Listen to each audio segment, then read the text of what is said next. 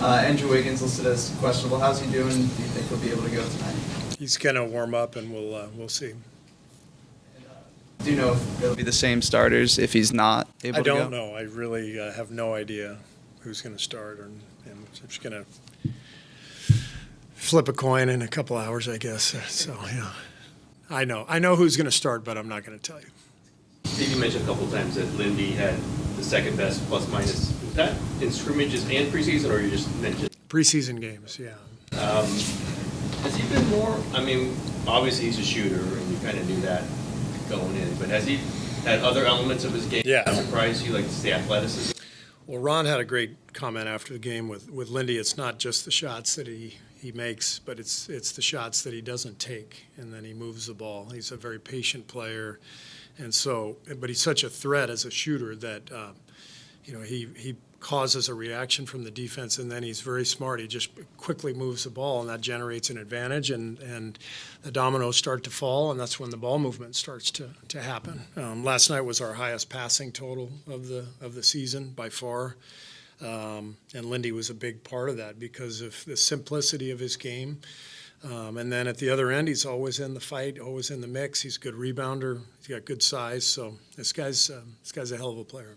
When you had him out there with Hield, Did you think that might work? And obviously, it really looked pretty. Yeah.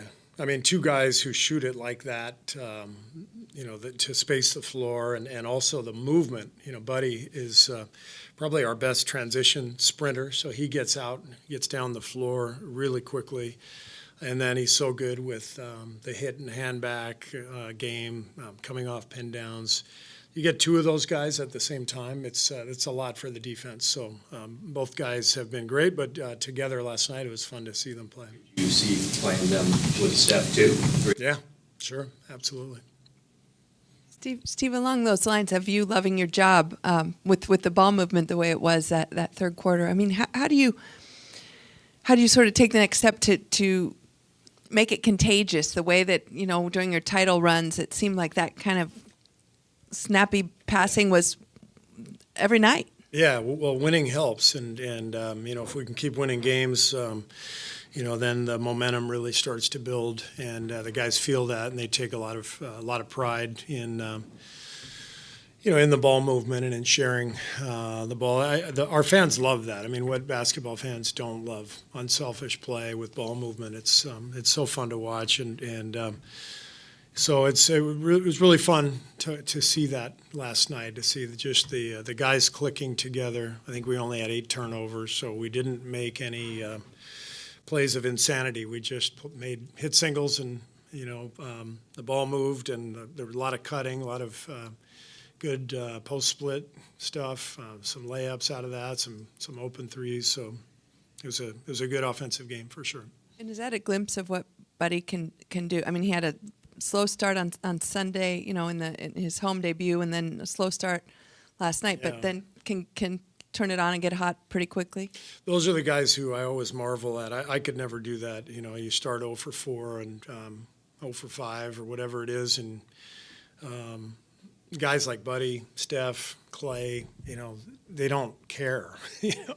They really don't. They just keep launching, and because they're such great shooters, they all it takes is one, and I love that mentality. And the great thing with Buddy, he's such a great teammate. I started Lindy in the second half instead of Buddy, and Buddy came up to me after the game and he said, "Coach, that was a great move. It got me settled, and it got Lindy going." And so when you have guys who are embracing what you're trying to achieve in terms of playing 12 and moving the pieces around and finding combinations that work, you have to have that kind of buy-in, and Buddy's got that. It's only 4 games, Steve, but your three-point defense is, I think, 27%, something like that. That's pretty good, right? Yeah, very good. I think our defensive personnel this year is impressive. We got a lot of active, athletic players. They're causing a lot of havoc. Last night, I think we forced 23 turnovers, and if we can do that, I mean, 23 is probably not attainable most nights, but if we can force a lot of mistakes, we can get out and run and get into a good flow. Hi, Coach. Gary mentioned on interview yesterday. He said Draymond challenged the team, helped the team come out on in the halftime. How do you describe the Draymond's impact on yesterday? Draymond always makes a huge impact on our team, and when he's in a good rhythm like he was yesterday, it on offense it extends to the defensive side of things, and it's one of the reasons we really like to get him involved as a passer, as a push man, point forward, because when he's feeling good about his offensive game, it translates to the leadership, the defense. That's when you really feel his force and his energy. Kevon obviously has a pretty subtle game, but where have you seen, the improvements obviously from his body, but just his game kind of translating through? Yeah, I mean, he really got in great shape over the summer. He got healthy, so he feels good. And I really like the spot he's in right now coming off the bench. And that's what starting Trace does for us. It allows us to play all three bigs, significant minutes, which makes us better defensively. I like the size, I like the physicality that Loon brings, and it's really well suited to coming off the bench. So Loon looks great, and he's played a big part in this good start that we've had. You guys are one of 10 teams that are taking over 43s a game, which is pretty unheard of. From a league perspective, is there at all a fear that the game is becoming too homogenous? Sure. Yeah, I think that's a concern. But everyone's got to do what they've got to do, and it's tough to win the math. If you're not taking a lot of threes, you better get a lot of free throws. You better be great defensively. But a game like last night, we made, I think, 20 threes, and we only had 8 turnovers. It would be really hard to lose, a game like that. So we think we have the volume of shooting to make a really high number of threes every game. And then it comes down to, defense and taking care of the ball. And, we do those things, we've got a great chance to win every night. Steve, what do you think of what Moses did last night and what he's kind of done through these first 4 games? What have you gotten from him? Yeah, he's been great. He's knocking down shots. He's playing hard like he always does. I think he's stronger and more physical this year. We put him on Ingram to start last night, which was not an easy matchup for anybody. But, we want Moses to get more and more experience guarding different people and great players like Brandon. But I love his force and his confidence, and he's no hesitation on his shot. I was going to say how much a part of his overall equation is the fact that his shot is looking pretty good. Yeah, everybody looks good when their shot goes in, but there's a reason the shot goes in, right? You put a lot of work in, you're playing with confidence. And I think Moses has put the work in. I think a year ago, we couldn't get him to pull the trigger. He'd catch and hold. He wanted to make sure he was open. Now he's flying off screens, and he's advanced to the point where, it's really changed the way teams have to guard him. On the opposite side, Kyle Anderson, his shot obviously is not going in, but still a plus last night. I'm sure you don't never tell a player don't shoot, but what do you talk with him about when that 3-point really doesn't look like it's anywhere close? The only thing I said to him was that was last night was proof that you don't have to make shots to have a major impact on the game. He was great at both ends. The shot didn't go, but they were all good shots. He had a couple of, we call them hand grenades, late clock, the ball finds him with 1 second on the shot clock. I think he had a half-court shot too. So the numbers were, obviously not great, but he was great. He helped us win that game, and I want him to keep shooting. He's a solid 3-point shooter. We saw it in the preseason, and that shot will come around. I guess with regards to following on 3-point shooting, what would you say? I mean, how would you assess the quality of threes you guys are getting so far? I think top 3 right now in percentage, in attempts, and accuracy. So just how would you assess what the looks you guys are getting?